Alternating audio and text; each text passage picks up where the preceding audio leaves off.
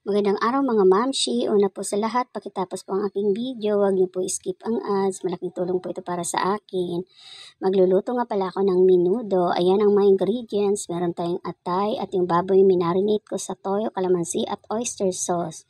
May green peas, tomato sauce, reno, hotdog, bell pepper, at carrots at patatas. At magigisa na tayo ng bawang. Una muna bawang, sunod naman ang sibuyas.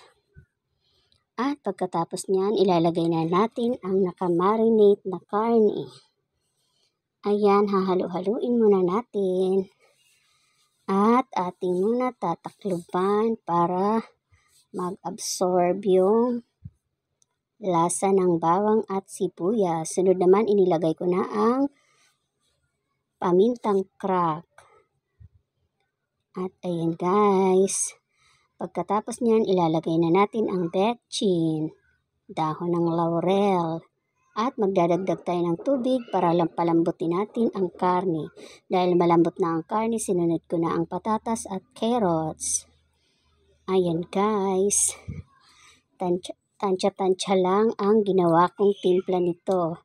Kayo na ang bahala kung anong timpla nyo kasi kanya-kanya tayo ng panlasa. Inilagay ko na nga pala ang bell pepper at sunod naman ang hotdog.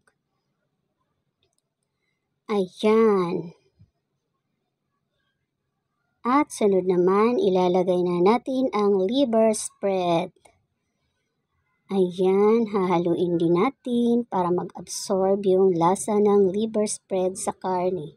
Sunod naman ang tomato sauce. Ayan.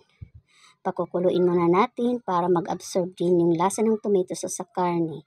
At sunod naman, maglalagay tayo ng asukal. Ang asukal ay ang pampabalansi ng lasa.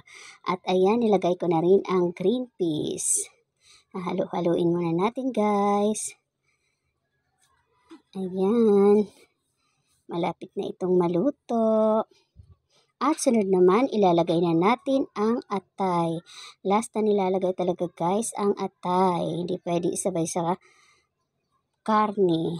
Kailangan last siya ilalagay para hindi matigas. At ayun na nga, malapit nang maluto. Thank you for watching. God bless everyone.